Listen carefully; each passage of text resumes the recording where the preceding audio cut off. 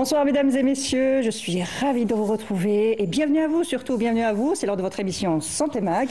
Et cette semaine, nous abordons un sujet de santé féminine fréquent mais souvent mal compris. Nous parlons du syndrome des ovaires polykystiques, souvent connu sous l'acronyme SOPK. Alors, trouble du cycle, acné, excès de pilosité, ces symptômes, parfois isolés, peuvent révéler un déséquilibre hormonal, complexe aux conséquences multiples sur la santé et la fertilité. Alors, qu'est-ce que le SOPK exactement? Quelles en sont les causes? Comment le diagnostique-t-on et surtout quelles sont les prises en charge possibles pour améliorer la qualité de vie des femmes qui en sont atteintes? Nous répondrons en tout cas avec mes invités à toutes ces questions et bien d'autres. Et pour en parler, j'ai le plaisir de recevoir professeur Ben Daoud, épouse Brahimi Hafida. Bonsoir. Bonsoir. Bienvenue à vous. Alors vous êtes chef de service gynécologie à l'hôpital de Kouba. Marhaba bik. C'est ça. Merci beaucoup pour votre invitation.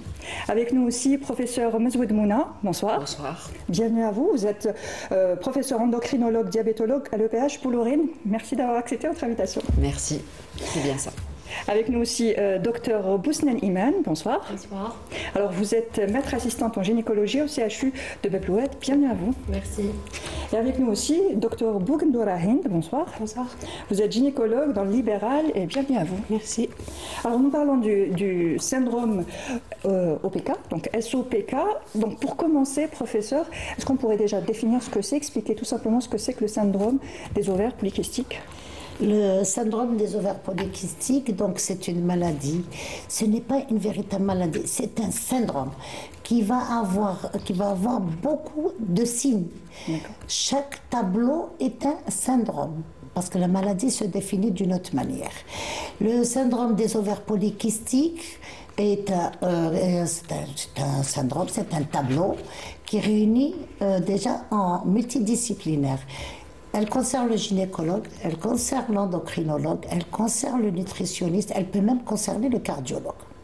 D'accord, sur ce point-là. Il y a des critères qui vont définir le syndrome des ovaires polykystiques.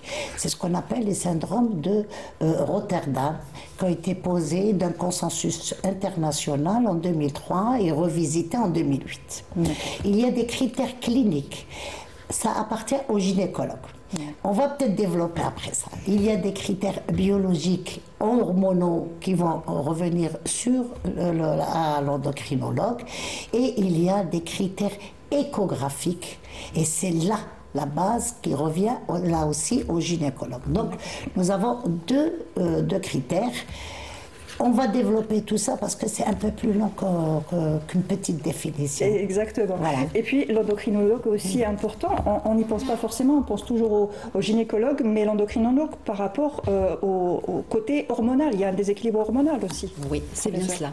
Il y a une anomalie endocrinienne, hormonale, parce qu'il va y avoir une augmentation de la sécrétion de testostérone. Et donc cette anomalie de sécrétion de testostérone est responsable des symptômes. C'est ce que vient de dire ma collègue. Et puis ces symptômes, c'est essentiellement l'hirsutisme, l'acné, vous aborderez ça plus tard. Et puis aussi et surtout, l'endocrinologue va jouer le rôle de diagnostic, d'éliminer toutes les autres causes avant de poser ce diagnostic d'ovaire polykystique. Parce qu'il faut retenir que le syndrome d'ovaire polykystique a un diagnostic d'exclusion. Donc il n'est retenu qu'après avoir éliminé plein de pathologies endocriniennes qu'on énumérera probablement au fil de cette émission. Voilà. Très bien. Donc oui, si vous permettez, j'ai oublié un mot. Toute la pathologie, tous les signes sont le point de départ, l'ovaire. Ça, j'ai oublié de le dire. Très bien. Donc nous allons en savoir un petit peu plus justement sur la définition du SOPK, tout simplement avec les images du reportage de notre journaliste Yasmine Chouir. Le syndrome des ovaires polykystiques, ou SOPK, est l'une des affections hormonales les plus courantes chez les femmes en âge de procréer. Pourtant, ce syndrome reste largement méconnu et souvent mal compris. Selon des estimations globales, environ 10% des femmes sont touchées par le SOPK. En Algérie, bien que peu de statistiques officielles soient disponibles, le SOPK affecterait des milliers de femmes qui se retrouvent parfois démunies face à ce diagnostic complexe. Le SOPK est un trouble hormonal multifactoriel. Il se manifeste par divers symptômes: menstruation irrégulière, infertilité, prise de poids, acné et excès de pilosité. Derrière ces symptômes visibles se cache un déséquilibre hormonal où les ovaires produisent des quantités excessives d'androgènes, des hormones dites masculines. Cette production excessive empêche l'ovulation régulière, ce qui entraîne des cycles menstruels irréguliers et parfois l'infertilité.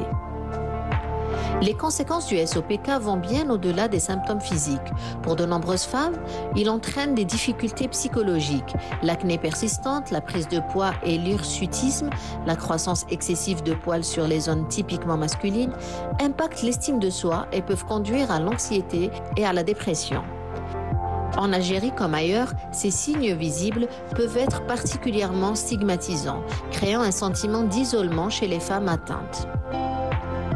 Mais les répercussions du SOPK ne s'arrêtent pas là.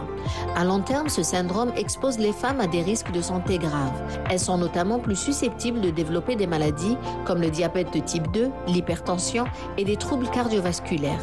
Ces complications font du SOPK bien plus qu'un simple problème hormonal. Il s'agit d'une condition qui affecte toute la santé physique et mentale de la personne concernée. Un des plus grands défis avec le SOPK est le diagnostic. Le délai pour être diagnostiqué est souvent long, car les symptômes varient énormément d'une femme à l'autre. Certaines femmes peuvent attendre des années avant de recevoir un diagnostic précis. Et bien souvent, ce diagnostic intervient après des années de souffrance physique et mentale. Il est essentiel de sensibiliser à cette maladie pour réduire ces délais et offrir un soutien plus rapide. Pourtant, il existe des solutions pour mieux vivre avec le SOPK. Une prise en charge adaptée, comprenant un suivi médical, une alimentation équilibrée et de l'exercice physique, peut aider à réduire certains symptômes et à prévenir les complications. Des traitements hormonaux sont également disponibles pour réguler le cycle menstruel et réduire l'acné et la pilosité excessive. Le SOPK est un syndrome complexe et souvent invisible. Pourtant, il est essentiel de lever le voile sur cette condition pour permettre aux femmes d'obtenir un diagnostic plus rapide et des soins adaptés. Briser le silence autour du SOPK, c'est redonner aux femmes une chance de vivre mieux, malgré les défis physiques et émotionnels imposés par ce syndrome. Pour que chaque femme... Oui, un défi physique et émotionnel, et on va en parler justement pendant l'émission. On a des chiffres par rapport à l'OMS dit que ça touche entre 6 à 13%, enfin une femme sur 10. Effectivement, c'est une femme sur 10. Est-ce qu'on a des chiffres en Algérie ou approximativement on peut... Je vous dirais qu'on ne peut pas avoir des chiffres parce que c'est des motifs de consultation, de différentes consultations. Oui. Donc il faut avoir vraiment un logiciel pour réunir les chiffres. Mais c'est des motifs de consultation. Est-ce qu'on consulte de plus en plus pour ce syndrome? Est-ce que vous avez remarqué un changement par rapport à ça? Alors, avant, on ne consultait pas pour le syndrome de SOPK. On le découvrait. Maintenant, avec bien sûr l'avènement de l'Internet, l'avènement de l'intelligence artificielle, les gens savent ce que c'est et on consulte pour ça. Mais la plupart, pratiquement 80% des femmes consultent lorsqu'il y a une infertilité. C'est ça le premier motif. Alors, docteur Boussnen, vous avez aussi des consultations par rapport... Vous en avez combien à peu près, on va dire, par mois, approximativement, un chiffre à l'hôpital justement? Bon, on n'en a pas beaucoup à l'hôpital, c'est beaucoup plus les consultations en libéral, les SOPK. C'est fréquent dans le cadre de l'infertilité ou bien dans les cas extrêmes, là où les OPK sont vraiment avec un hirsutisme très grave, et des obésités très morbides et tout. Là, les femmes consultent à l'hôpital. Mais il n'y a pas un chiffre exact, mais je pense qu'on est sur le même chiffre, une femme sur 10. Une femme sur 10, oui. Exactement. Docteur Bougendoura, vous êtes dans le libéral, donc j'imagine que vous voyez encore plus de cas de SOPK. Oh oui, effectivement, au libéral, il y a c'est un motif de consultation très fréquent. Les patientes viennent pour des troubles du cycle principalement, des patientes jeunes, la vingtaine, pour des troubles des cycles. C'est inquiétant pour les femmes de ne pas avoir leur cycle pendant un cycle, 2, 3 cycles. Là, et en plus, il y a parfois une petite nuance entre un cycle long ou bien une spanioménorrhée, c'est-à-dire qui est anormalement long. Là, on ne connaît pas forcément, le cycle normal. Est-ce que vous pouvez déjà nous donner un cycle normal? C'est de combien de jours? Parce qu'on pense toujours que c'est 28 jours, c'est ça, un cycle normal, non. Alors qu'on ne connaît pas tout. Voilà, non, c'est entre 22 et 35. on peut aller entre 22 et 35 et 35. Oui. Alors non, pour faciliter les choses aux patientes, on dit 25-35. Ça, c'est un cycle normal. Pour mes patientes, parfois, un décalage de 2-3 jours, elles viennent dire, moi, je suis irrégulière. J'ai un cycle irrégulier. Non, ça, c'est un cycle normal. Il peut être long, il peut être court. D'accord. Donc un dérèglement de 3 jours, ça peut être normal, ça dépendra aussi du mois qu'on a passé, des perturbations qu'il y a eu. Donc voilà. Et en général, donc on consulte de plus en plus pour des troubles de cycle, hirsutisme, c'est ça. C'est hirsutisme aussi. Oui, les deux motifs de consultation les plus fréquents. Très bien. La femme n'est pas une horloge. Oui. D'accord. C'est pas midi, c'est midi. Très bien. Oui. Voilà. Donc des dérèglements, c'est tout à fait normal, mais à un certain moment, il faudrait s'inquiéter. Il y a ce qu'on appelle des intervalles. Oui. Dépasser, c'est trop court, et ça, c'est pas bon non plus. Trop long, c'est pas bon non plus. Très bien. Et les motifs de consultation varient dans le SOPK chez le gynécologue pour une symptomatologie gynécologique et surtout chez l'endocrino. Je reviens toujours chez l'endocrino. Pourquoi ? Parce qu'on ne pense pas qu'il y a une grosse part qui va, elle va en parler, il y a des symptômes qui sont plus gênants que l'aménorrhée. D'accord. Oui, Oui. professeur. Oui, bon, finalement, pour résumer, les ovaires polykystiques, c'est soit, on l'a dit, les gynécologues, c'est des troubles du cycle, c'est-à-dire que les cycles vont être un peu plus de 45 jours. En moyenne, c'est ce qu'on admet, 35, au-delà de 35. Et puis, ce qu'on retient aussi, c'est l'hirsutisme. Qu'est-ce que ça veut dire, l'hirsutisme ? Ça veut dire de la pilosité qui est retrouvée chez la femme dans des zones qui sont normalement glabres chez une femme.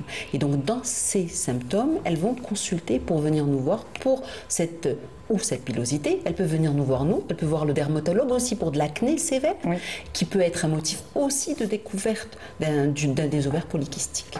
C'est ça. Par rapport à la pilosité, justement, j'aimerais bien qu'on précise. Alors, une femme qui a une pilosité importante sur les jambes, sur les bras, ce n'est pas forcément C'est une excellente remarque. Ce qu'on doit distinguer, c'est ce qu'on appelle l'hypertrichose. C'est de la pilosité excessive dans des zones qui sont anormalement où il y a des poils présents normalement, de ce qui est une pilosité qui est retrouvée dans des zones qui normalement sont pas, où il n'y a pas de poils chez une femme, à savoir la barbe, la moustache, les zones sur l'ombilic, sur certaines parties du corps, sur le fessier. Et là, il faut apprendre à consulter.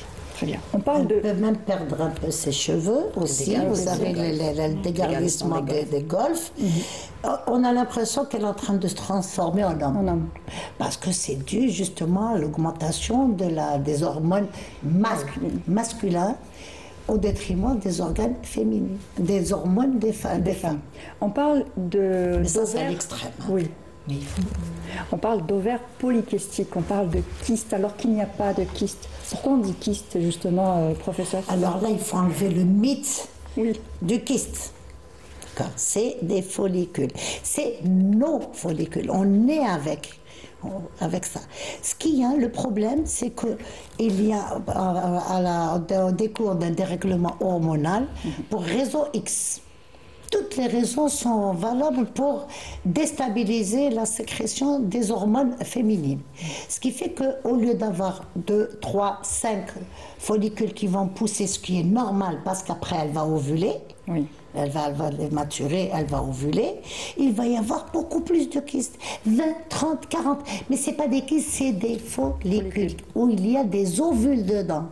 Et c'est pour ça que certaines femmes qui font des grossesses spontanées sur SOPK, c'est des grossesses multiples. Elles ovulent 3-4 fois en même temps. D'accord. Donc c'est ce qui explique la grossesse multiple, mais le SOPK, le terme kyste, est venu dans la première fois où on a découvert la maladie. À ce moment-là, c'était ça. C'était ça. Alors, en 1935, monsieur qu'on appelle monsieur Stein et Levantine étaient deux. Donc ils ont remarqué qu'il y avait certaines femmes qui avaient des problèmes hormonaux, hirsutisme, la barbe, et qu'elles n'ovulaient pas. Sur des cadavres. Ils ont fait des autopsies et ils ont été directement regarder la tête pour voir s'il n'y avait pas de tumeur cérébrale. Ils ont regardé les surrénales et donc ça fait partie des diagnostics différentiels comme nous il faut éliminer parce que c'est grave. Oui. Le SOPK n'est pas grave. Il ne tue pas. Oui. D'accord. Et ils ont regardé les ovaires chez la femme. Et ils ont trouvé les ovaires sont devenus grosses comme des boules entourées d'une coque blanche qui empêchait les follicules à ovuler. Quand ils ont coupé l'ovaire, ils ont trouvé plein de petits kystes. Ils sont partis sur le mot kyste. En fin de compte, elle nous appartient, c'est des follicules. D'accord. Voilà, ce qui explique le mot kyste. On pourrait peut-être changer le nom. Pour certaines maladies, ça se fait. Les habitudes. Oui. Alors, justement, quelles sont les causes du SOPK, docteur Boustel? Donc, les causes, jusqu'à ce jour, on n'a pas une cause évidente du SOPK. C'est un cercle vicieux, hyperandrogénie, anovulation et insulinorésistance. Mais on ne connaît pas vraiment le premier moment de ce cycle. Chaque symptôme aggrave l'autre. Et on ne sait pas exactement, on sait très bien qu'il y a une part de génétique, d'épigénétique, et il y a aussi l'exposition à des facteurs de risque. L'ensemble fait qu'une femme elle sera SOPK. Mais pour définir exactement la cause, on ne sait pas. Jusqu'à maintenant, on ne sait pas. Ce n'est pas encore clair, mais une maman peut transmettre ça à son enfant? Oui. Une grand-mère paternelle peut transmettre ça à sa petite fille? Une mère, c'est défini presque à 70% des cas. Une mère peut transmettre le SOPK à sa fille. Une grand-mère, il n'y a pas d'étude sur ça. Il n'y a pas d'étude, oui. Donc une grand-mère, est-ce qu'on peut transmettre le syndrome, même s'il ne s'exprime pas chez l'homme, et qu'il transmet à sa progéniture? Bon, y a pas, je vous ai dit, il n'y a pas d'études, mais scientifiquement, on parle surtout d'une transmission autosomique dominante. Donc, on sait très bien que c'est la maman qui transmet à sa fille. Après, la grand-mère, je ne sais pas, je ne peux pas vous dire, parce qu'il n'y a pas d'études. Et les perturbateurs endocriniens, ce qui fait partie de l'environnement, justement, on baigne dedans. C'est pareil, il y a une part de l'environnemental, et c'est ce qu'elle vient de dire, c'est méconnu, c'est pas élucidé. On aurait trouvé la solution si on savait quel était le mécanisme exact de la physiopathologie, mais c'est clair que les disrupteurs endocriniens pourraient avoir une part de tout ça. Très bien. Alors, oui, pouvez-vous nous expliquer exactement quel rôle jouent les hormones dans cette maladie? Expliquer comment le déséquilibre hormonal influe sur le SOPK? Alors, pour comprendre les ovaires polykystiques, il y a une... Oui, c'est ça. C'est-à-dire on va repartir sur le fait qu'il y a une aménorrhée, qu'il y a un trouble du cycle, qu'il y a un hirsutisme et qu'il y a ces fameux follicules qui sont tous en couronne et qui n'arrivent pas à maturer. Et ce mécanisme-là, il est secondaire à deux mécanismes. Il y a une atteinte centrale avec, on a l'hypophyse qui va stimuler la sécrétion ovarienne pour que le follicule mature, et c'est par le biais de la LH. Et il y a cette LH qui dysfonctionne chez les ovaires polykystiques. Ça, c'est la première anomalie. La deuxième anomalie, c'est le problème ovarien lui-même, intrinsèque. Et l'ovaire, il y a une espèce d'hypertécose, et l'ovaire va produire plus d'hormones androgéniques, c'est-à-dire les hormones de l'homme, plus qu'il n'en faut. Et cette augmentation de la testostérone est responsable de ce blocage de ces follicules. Et s'y associe une insulinorésistance. L'insulinorésistance, c'est responsable aussi, et on va voir par la suite, de tout ce qui engendre au cours de la vie de cette femme, un risque d'hypertension, un risque de diabète, on reviendra dessus par la suite. Mais je continuerai pour dire que ce qui est important, c'est d'éliminer toutes les autres étiologies. Parce qu'avant de poser ce diagnostic d'ovaire polykystique, la hantise chez nous, endocrinologues et chez les gynécologues, c'est d'éliminer une tumeur de l'ovaire, qui peut elle aussi mimer ce tableau. Une tumeur de la surrénale, qui mime aussi ce tableau. Donc il y a un prolactinome, une hyperprolactinémie, qui peut mimer ces tableaux. Donc on va éliminer tout ça avant de poser ce diagnostic d'ovaire polycystique. Très bien. D'où la nécessité de consulter. Si vous permettez, je vais reprendre 2 secondes parce qu'il faut qu'on revienne un petit peu en arrière. C'est dans le sens où le cycle ovarien est soumis à 2 hormones qui viennent de la tête, pour ne pas dire centrale, de la tête, qui est la FSH, qui est la LH. Qu'est-ce qu'elle fait la FSH? Elle fait pousser le follicule. La LH va induire l'ovulation. Et donc dans le SOPK, c'est ce qui est troublé. D'accord. Ces deux hormones-là qui ces deux hormones, surtout la LH, comme a dit, c'est elle qui va troubler parce qu'il n'y aura pas d'ovulation ou de disovulation. Mais je ne sais pas, elle n'est pas belle. D'accord. Et le problème de l'ovaire polykystique, multifolliculaire, c'est qu'il va s'entourer de cette coque et cette coque va sécréter, elle, les hormones mâles. Alors vous comprenez qu'il va y avoir un problème dans ce qu'on appelle la régulation. Très bien. Docteur Bougendora, justement, on peut revenir sur les symptômes du syndrome OPK? Alors, il y a les critères cliniques. Alors, le premier critère, c'est les troubles du cycle.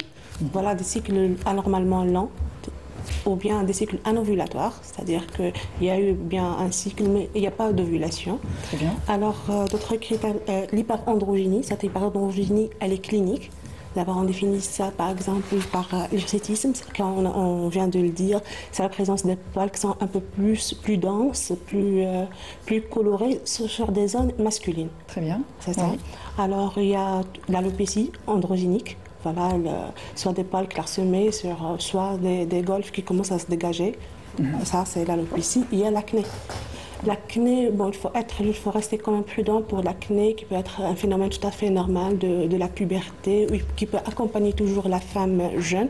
Mais là, l'acné, elle doit être vraiment très inflammatoire, qui persiste malgré un traitement. Une acné qui est présente sur au moins 2 zones du corps. 2 zones différentes. 2 zones différentes du visage. Voilà, les épaules, par exemple. Les épaules, par exemple. Parce que l'acné, ça peut être un élément qui peut accompagner la femme de la puberté jusqu'à la préménopause. Du coup, pour différencier une acné normale de l'acné de SOPK, voilà, il faut avoir ces critères très inflammatoires, au moins présentes sur 2 zones différentes du corps et qui résistent à un traitement. Voilà. Très bien. D'autres symptômes cliniquement clinique, biologique, oui. échographie. Ça c'est le critère clinique. Par rapport aux critères hormonaux, on a l'hyperandrogénie biologique, c'est-à-dire la présence élevée, mais discrètement, je pense, élevée. Voilà, de la testostérone, des hormones masculines, voilà, dans le sang. Et troisièmement, et ça c'est le rôle des gynécos, c'est l'échographie. Il faut dire que l'échographie, là, c'est une échographie principalement endovaginale, qui doit être endovaginale, faite par une sonde à haute résolution. Très bien. Est-ce que oui, professeur. Là, l'échographie ovarienne ne se fait pas à n'importe quel moment du cycle. Elle doit être faite 2e jour du cycle, c'est-à-dire au moment où l'ovaire est au repos. Si on trouve plusieurs follicules alors que la femme, elle a son 2e jour des règles, il y a problème. Et si justement, il n'y a pas justement de règles, si le problème est que le cycle est complètement perturbé, donc on se retrouve, comment on procède à ce moment-là? 2 manières de faire. On peut faire l'échographie dès que la patiente se présente chez nous. On peut aussi, comme il y a une insuffisance en progestérone, on peut déclencher le cycle par des médicaments et faire l'échographie. Et le critère majeur de l'échographie, c'est de trouver plus de 20 follicules dans l'ovaire, avec un volume de l'ovaire qui doit dépasser à peu près 20. Nous sommes à 10 et 20 follicules. Et comment on pose justement le diagnostic, docteur? Oui. Donc le diagnostic du SOPK actuellement il est posé sur les critères de Rotterdam. Il y a 3 critères. Donc pour poser le diagnostic, il nous faut 2 critères sur 3. Donc le premier critère, on a déjà 2 critères cliniques, 2 critères paracliniques. Donc le premier critère, c'est le trouble de cycle. Comme elle a dit ma collègue, c'est des cycles anormalement longs. C'est des cycles anovulatoires, au-delà de 35 jours. Sinon, moins de 9 règles par année. Aussi, c'est retenu. Voilà. Pour l'hyperandrogénie, elle est clinique déjà. On a vu la définition de l'hyperandrogénie clinique, sinon biologique par un dosage de la testostéronémie qui est au-delà de la normale. D'accord. Il y a aussi le critère échographique. C'est une échographie endovaginale avec une sonde à haute résolution qui trouvera 20 follicules par ovaire. Voilà. Il faut que ces 3 critères soient... Non, 2 sur 3. Sur les 3. 2 sur 3. Et justement, à partir de quel âge on peut justement poser le diagnostic? Est-ce qu'on peut le faire pour une adolescente, par exemple? Justement, c'est un sujet de controverse. Le SOPK chez l'adolescente. On a pu avoir une réponse à partir de l'année 2023. Là, on a pu avoir le critère de diagnostic chez ces jeunes filles. Le diagnostic du SOPK, il se pose après 8 ans de la puberté, sinon au-delà de 20 ans. Pourquoi? Parce que chez ces adolescentes, les critères du SOPK peuvent être physiologiques. On a l'hyperandrogénie, l'acné, la séborrhée et tout, elles sont physiologiques chez l'adolescente. Les cycles anovulatoires, pareil, c'est dû à l'immaturité de l'axe. Donc, on a des cycles longs, anovulatoires. Et le critère échographique, j'aimerais bien attirer votre attention qu'on a beaucoup de femmes diagnostiquées SOPK, sachant qu'elles ne sont pas SOPK. C'est juste par rapport aux critères échographiques. Déjà, donc ça ne suffit pas le critère échographique. Pas du tout. Déjà, par définition, il y a 12% des femmes ont des follicules. Plutôt, elles sont des ovaires multipolykystiques, donc sans avoir des cycles anovulatoires et une hyperandrogénie, donc ce n'est pas la définition et ce n'est pas les critères de Rotterdam. Et pour les adolescentes, physiologiquement, elles ont des ovaires multipolykystiques. Donc pour poser le diagnostic chez les adolescentes, c'est 8 ans après la puberté, sinon au-delà de 20 ans. Très bien. En plus, il y a la difficulté, par exemple, pour faire les critères échographiques chez la jeune fille, l'adolescente, c'est difficile de faire l'endovaginal. Alors, on se contente d'une échographie transpelvienne, ce qui diminue l'efficacité ou bien la spécificité de Vous savez, l'échographie. le syndrome polykystique, le syndrome des ovaires polykystiques, c'est devenu une mode. Oui. C'est comme l'endométriose. Plus on en parle, Plus on en parle, plus on va diagnostiquer. Il ne faut pas aller chercher loin. Donc on a beaucoup de mamans qui nous ramènent leurs petites jeunes filles. Oui. Elles sont inquiètes. Bon, je sais qu'avant, ma grand-mère, c'est normal, on a les règles la première fois, et puis un an après, on aura les deuxièmes règles. Elle ne s'inquiétait pas. Maintenant, elle s'inquiète. Oui. Et donc ça fait du surdiagnostic. Et on a beau leur expliquer qu'il ne faut pas s'inquiéter jusqu'à un certain moment, jusqu'à 8 ans, comme elle a très bien dit, c'est 8 ans. Ça veut dire que l'axe va bien fonctionner. S'il y a un problème après 8 ans, il y a un problème. D'accord. À ce moment-là, il faudra... Oui, professeur. Je peux rebondir sur ça. Oui, c'est-à-dire s'il y a un message à retenir, c'est clair que le diagnostic précoce, si c'est des petits signes cliniques peu parlants, il ne faut pas s'inquiéter. Mais si vous avez une fille qui a une aménorrhée qui dure de plus d'1 an ou 2 ans, qui a un surpoids ou qui a un hirsutisme très sévère, qui a des signes de virilisation, qui a des poils qui sont très importants, consulter. Parce que ça peut être pas des ovaires polykystiques, ça peut être d'autres diagnostics et parfois on les banalise et on banalise des pathologies graves. Justement, quelles sont ces pathologies qui peuvent avoir les mêmes symptômes que le SOPK et qui ne sont pas un SOPK? La première chose, c'est, on l'a dit, on fait le taux de testostérone. Et cette testostérone, elle a des taux des moyennes. À partir d'un certain taux de testostérone, on est sur des taux tumoraux. Ça veut dire qu'on doit savoir qu'il y a une sécrétion qui n'a pas l'air... C'est pas une petite sécrétion minime, mais c'est une sécrétion qui est au-delà de la normale, mais de façon très importante. Et qui va être avec des signes d'appel plus importants cliniques. Et dans ces cas-là, on a soit l'ovaire, c'est une tumeur de l'ovaire qui peut être une tumeur bénigne mais aussi maligne. Et on a la tumeur de la surrénale avec des tumeurs qui peuvent être ce qu'on appelle le corticosurrénalome avec des tumeurs très graves. Donc des signes cliniques petits, anodins, ne consultez pas. Des signes cliniques sévères, consultez même si elle a 15 ans.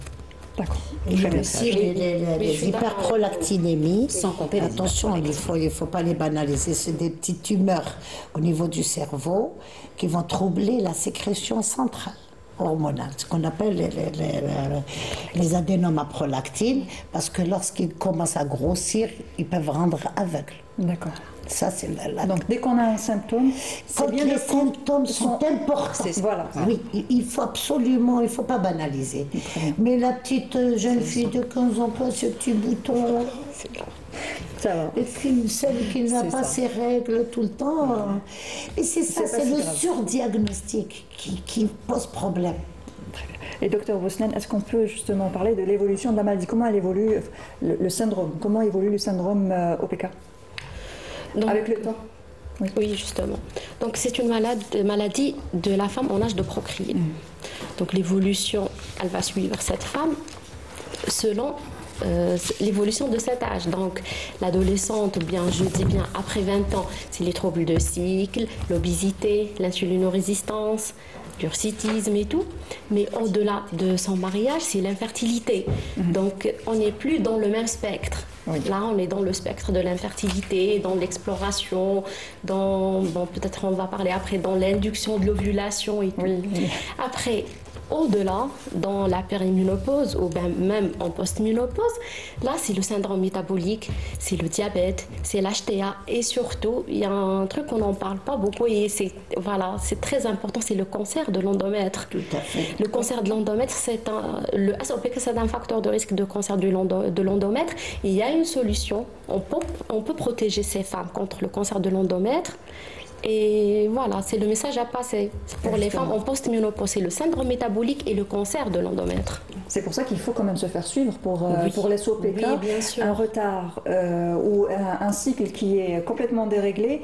Quand on n'a pas d'autres symptômes, quand les symptômes ne sont pas importants, qui ne sont pas handicapants, on a souvent tendance à se dire c'est juste un cycle qui est déréglé et ça passera avec le temps et puis après il y aura la ménopause. Mais c'est pas forcément le cas. Faudrait-il qu'il soit bien diagnostiqué. Moi, si vous voulez que je fasse un petit résumé de cette symptomatologie, j'ai dit la femme jeune, la petite femme jeune, je ne dis pas la petite jeune fille, la petite femme jeune, c'est les troubles du cycle, les signes d'hyperandrogénie. La femme en âge de procréer, c'est l'infertilité, Mankash. On a pratiquement fait tous nos diagnostics SOPK dans le cadre d'exploration de la stérilité. Je dis parce que les gens commencent à oublier peut-être ce mot, mais la stérilité. Alors qu'une femme SOPK n'est pas stérile.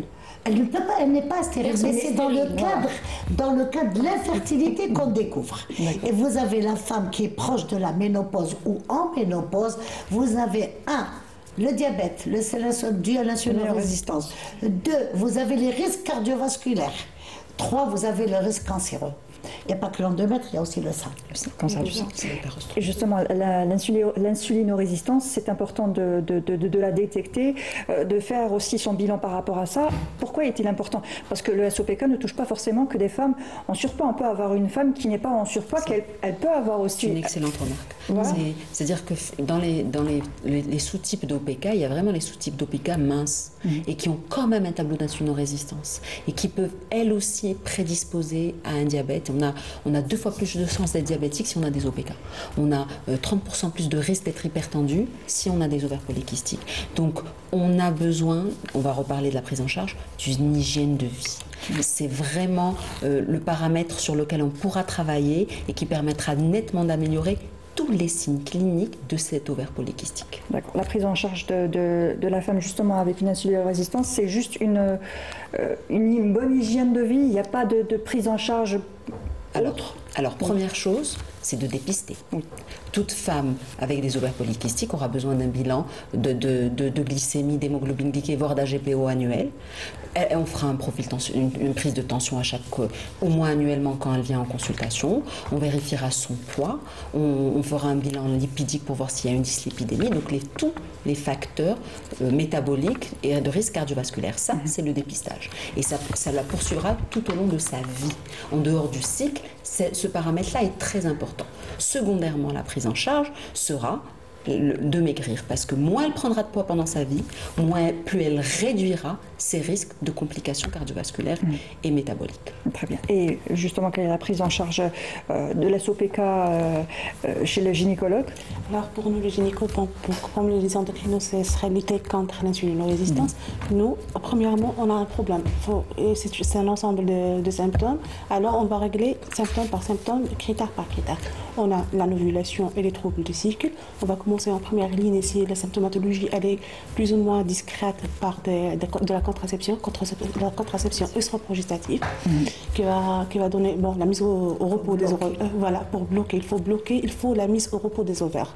D'accord. Voilà. Les femmes en général ne sont pas réticentes justement à prendre une pilule parce qu'avec avec le temps et ces dernières années, on est beaucoup plus réticentes à prendre une pilule. On connaît les risques donc, et on pense plus aux risques qu'aux bénéfices. Donc du coup, vous risquez aussi. Vous avez des personnes qui le refusent. Bon, ça reste une prescription médicamenteuse. Il faut quand même, pour voir les contre-indications d'une contraception œstroprogestative, pour pouvoir donner ça. On ne va pas donner de la pilule comme ça sans explorer, sans donner un minimum d'interrogatoire, de bilan biologique. Voilà. Alors on va choisir une contraception. Cette contraception, ça serait œstroprogestatif, c'est-à-dire elle combine les deux hormones féminines, l'œstrogène et la progestérone, avec plus ou moins la présence de anti-androgéniques. Voilà, tout à fait. Ça, c'est la première ligne chez les patientes qui ont une discrète anovulation. D'accord. Voilà. Pour justement, par rapport au traitement de l'anovulation, de troubles de cycle. Et le traitement de... Deuxième problème, on a l'infertilité par anovulation. Le problème justement de pilosité est aussi pris en charge par un traitement.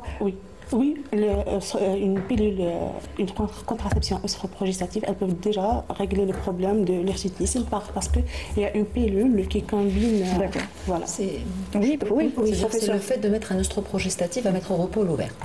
Et si on met au repos l'ovaire, on réduit la sécrétion de testo. Et donc, de ce coup, quel que soit l'œstroprogestatif qu'on donne, qu'il y ait un peu d'androgène ou d'anti-androgène, ça n'a pas beaucoup de place. Le principe, c'est de freiner cet ovaire et le mettre au repos qui va réduire l'hirsutisme et améliorer le cycle. Mais on pourrait aussi, s'il n'y a pas d'hirsutisme important, travailler sur juste l'insuffisance lutéale et donner un progestatif en deuxième partie du cycle. Parfois, c'est vraiment la réponse thérapeutique dépendra de la symptomatologie de chaque patient.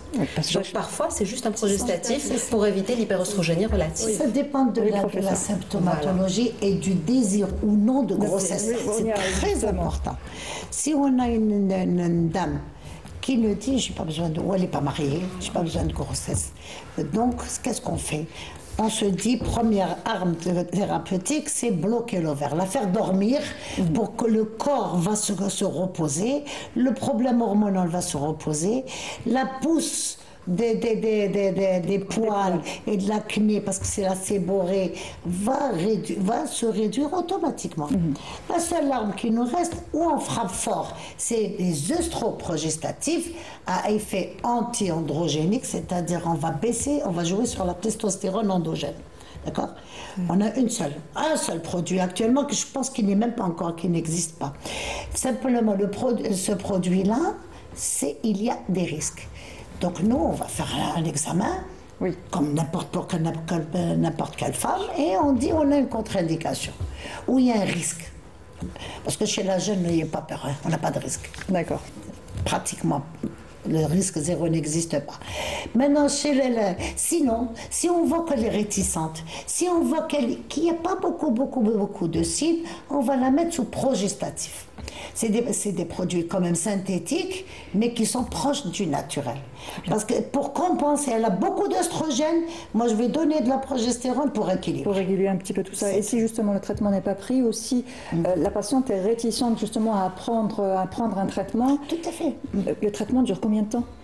Alors, ça dépend là aussi du désir de grossesse et de la sévérité. Quand il n'y a pas un désir de grossesse, la sévérité de la symptomatologie. Nous, en général, on traite 6 mois, on arrête 2 mois. Et on retraite encore? Oui, si ça passe pas, et si elle repart sur son aménorrhée, si elle repart avec ses poils et ses boutons... Il n'y a pas de guérison.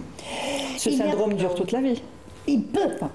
Il peut disparaître comme il a... C'est une multifacette. Il peut disparaître.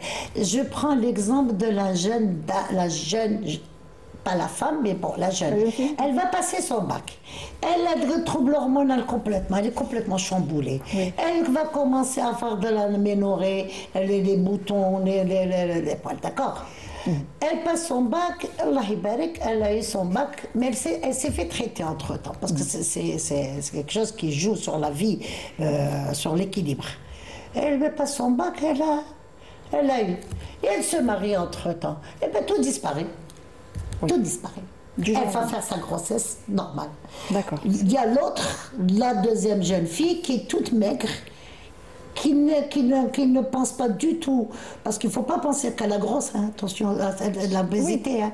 Il y a l'autre, et c'est celle-là qui nous échappe. Elle se tait parce que bon, il n'y a pas, en ce moment, elle n'a pas l'aménorrhée, bon, ça arrive, ceci, cela, et elle ne guérira jamais. Moi je travaille avec des petites jeunes filles depuis peut-être 10 ans. À chaque fois, je traite, je fais des fenêtres, je traite, je fais des fenêtres. Donc dans la majorité des cas, c'est un syndrome chronique, on va dire. Donc le traitement est pratiquement jusqu'à... Il peut être au long cours. Long cours. Oui, il peut être au long cours. Très bien. Justement, on est dans l'obligation de traiter au-delà de 3 mois d'aménorrhée. D'accord. Que ce soit pour tout ce qui est métabolique ou bien tout ce qui est cycle et tout. Au-delà de 3 mois, il faut traiter. Très bien. Et dans le désir de grossesse, au moment où cette femme, justement, ça ne l'a pas gênée avant, mais aujourd'hui, elle est mariée, elle voudrait avoir des enfants. Elle est mariée, elle vous dit « j'avais un syndrome des ovaires polykystiques » ou bien on lui découvre le syndrome polykystique pendant l'exploration, et là, c'est tout autre chose. Oui. On peut avoir un recours à 3 mois de pilule bloquée. Pour faire repartir, comme si c'était un moteur qu'on va faire repartir, d'accord? La machine, oui. Oui. Ou alors on peut aller avoir un traitement qu'on appelle des anti-œstrogènes, qui est connu dans le monde entier. Il y a pratiquement une seule molécule par voie orale, hein, je parle, c'est la première arme thérapeutique qui est le clomide. Des inducteurs de l'ovulation. On va booster l'ovulation. Une fois que la femme ovule, tout va redevenir normal.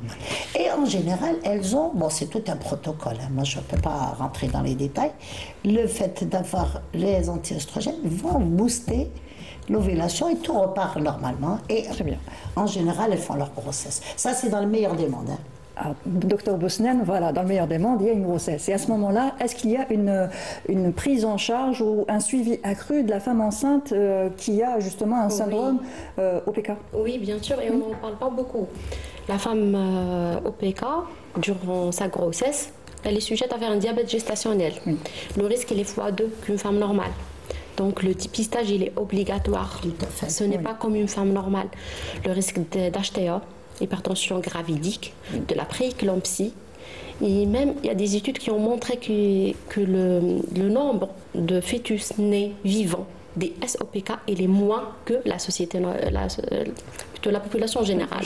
Voilà, donc en général, c'est les 3 complications, HTA, prééclampsie, diabète gestationnel, mais il y a quand même un retentissement sur le fœtus. Il y a ce qu'on appelle une grossesse à haut risque. Voilà. D'accord, très bien. Avant d'arriver là, il y a un taux de fausses couches spontanées augmenté par rapport à la population générale. On a un taux de 30% chez les femmes SOPK, par contre on a 15% de taux de fausses couches spontanées chez les femmes non SOPK. Et justement, est-ce que ce syndrome peut disparaître après l'accouchement? Ou est-ce qu'il peut diminuer? Est-ce que ça peut changer après l'accouchement, avec l'allaitement, avec la mise au repos déjà? En tout cas, la grossesse va le mettre au repos. C'est la même chose. Mais avec l'allaitement, ça met aussi quelques... Non, parce qu'avec l'allaitement, on a un taux de prolactine très élevé qui va bloquer l'ovaire. Tout ça bloque l'ovaire. D'accord? On conseille. Qu'elles allaitent. D'accord. Ça donne un repos. Maintenant, pour faire repartir l'ovaire qui était normal pendant la grossesse et l'allaitement, si elle repart sur un SOPK, et ben cette dame, elle n'a pas de chance. C'est tout ce qu'on peut dire. Et justement, il y a aussi... Oui, professeur? Non, moi, je pensais que tu allais dire quelque chose. Alors, on parle aussi de chirurgie. Est-ce qu'il y a l'option chirurgie? Parce qu'on parle beaucoup de chirurgie, et justement, je sais que vous vouliez intervenir par rapport à ça, du drilling. Est-ce que ça se fait encore? Est-ce que ça se fait en Algérie? Ça se faisait beaucoup avant. Est-ce que ça se fait encore? Alors, en parlant de chirurgie, avant, je vous ai dit, il y avait de la chirurgie. On opérait les SOPK. Et encore plus les ovaires steiniens, c'est-à-dire ceux du gros, on coupait comme un quartier, ce qu'on appelle les résections cunéiformes, des quartiers d'ovaires pour pouvoir libérer la coque. Très bien. C'est complètement abandonné.